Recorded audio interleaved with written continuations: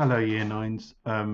This is a video just to help explain and go through some of the activities in week 5 and 6, and particularly trying to answer that big question for this week: what was the impact of the Great Depression on Germany? Now, if you remember back to that first few weeks, we're trying to get our head around how Hitler went from being a bit of a joke to becoming the horrifying, horrible, uh, all-powerful dictator that he did become in Germany. And this lesson here has kind of been hinted at already.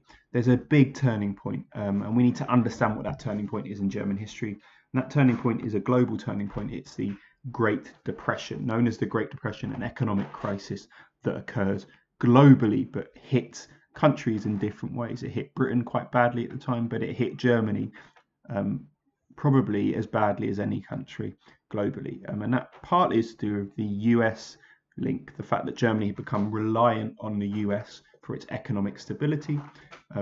If you remember, the Dawes Plan was there to offer German US support for German reparation payments, there's a phrase there from back in the 1920s that is used a lot by historians, called referred to as if America sneezes, the world catches a cold. And it's the idea that the US economy at that time was super important, and because it got ill, so to speak, it entered a period of what we call recession, and eventually a period of depression in the economy, that Germany was hit badly by it. To understand why that is the case in that cycle, you should have copied out this cycle here into your books. And this is what we refer to as a spiral, an economic spiral into depression. But I want to go through the questions on the textbook pages to make sure we've understood that. And the first question is, what was the Great Depression? And I've kind of given you the definition there already: a global economic downturn or crisis that led to unemployment and economic hardship for lots of people. What triggered the Great Depression? Well, the Wall Street crash triggered it. And again, give me a bit of information about that, please do. What impact did the Great Depression have on the poor in Germany? Well, many lost their jobs and were turned into very poor people and even homeless people because of that. So the impact on the poorest was felt hardest, and there's a nice or not so nice picture of unemployed miners on page 17, source 12, living in shanty towns in Germany, basically looking to try and just get a roof over their head. And you can see little bricks there on top to keep the corrugated iron down to stop the water getting through. So this was the impact of the Great Depression on the poor. What impact did it have on the rich? Well, they weren't forced to live in those kinds of houses because, of course, under a system of capitalism, that doesn't happen. The richest generally get away with not facing some of the worst effects of an economic downturn, as we have seen time and again in history. But they did face problems in their factories, in their businesses, in making money. So we have that as an answer for question D.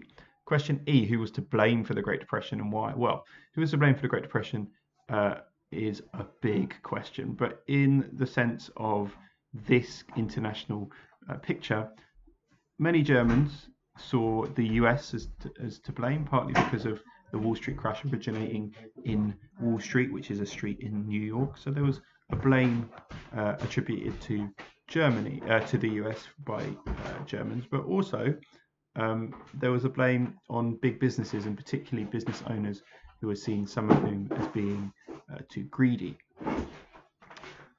Who did the Nazis blame? Well, this is where some of the horrifying elements of the Nazi Party become clear, because what they managed to do with the Great Depression is they managed to set up an argument, which is that to be blamed here are Jewish people who own some of the small businesses, and Jewish millionaires and billionaires, millionaires around the world at that time are seen as responsible as well by the Nazi Party. So they use, through Goebbels, that propaganda myth, or they use propaganda to perpetuate that myth that the Nazis, that the Jewish population were responsible. What impact did the Great Depression have on the popularity of the Nazis? Well, actually, the Great Depression had a quite strong impact on their popularity. They, after the 1928 election, become far more popular and do well in the election.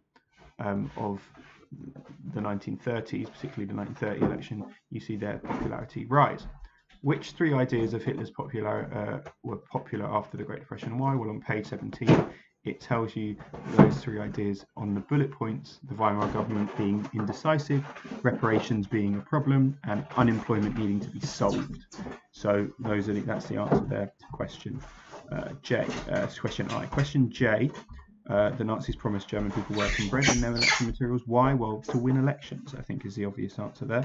And particularly because the impact of the Great Depression is hit. Their promise was bread and